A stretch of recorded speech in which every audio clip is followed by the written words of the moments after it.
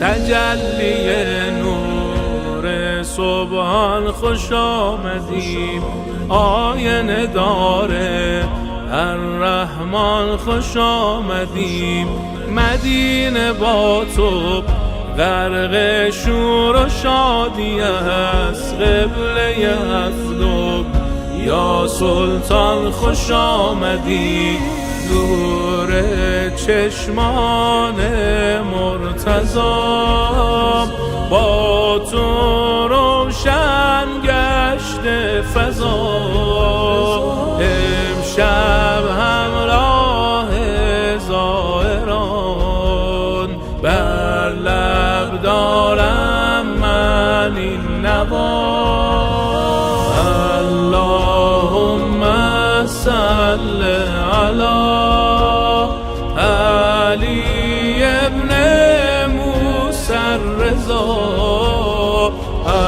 اللهم صل علی علی ابن موسی الرضا. خدای منان می بخشد گناه من، همین که افتد بر گنبد نگاه من. نمی شوم من سرگردان به روز حشر، ضامن آهو می گردد پناه من. مهر تو در نهاد من، تنها ترین مراد من. میرسی تو به داد من در وحشت روز جزا. اللهم صل علی علی ابن موسی الرضا. اللهم صل علی علی ابن موسی الرضا. اللهم صل على علي ابن موسى الرضا المرتضى. مقیمم آقا در دارالنعیم تو، دخیلم امشب بر دست کریم تو. حاجت زائر را ناگفته میدهی، کسی نرفته نومید از حریم تو.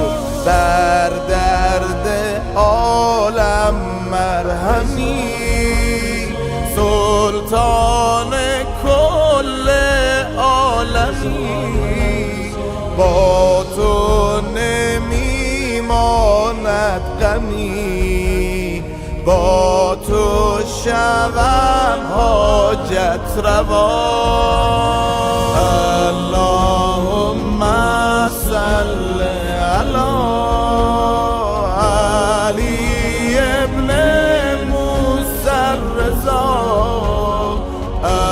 اللهم صل علی علی ابن موسی الرضا. الا که مهرت باشد با دلم عجیب، دو حاجت امشب دارم از تو محجبی. هم معرفه از تو خواهم هم اربعین، به جان زهرا رویم را مزن زمین.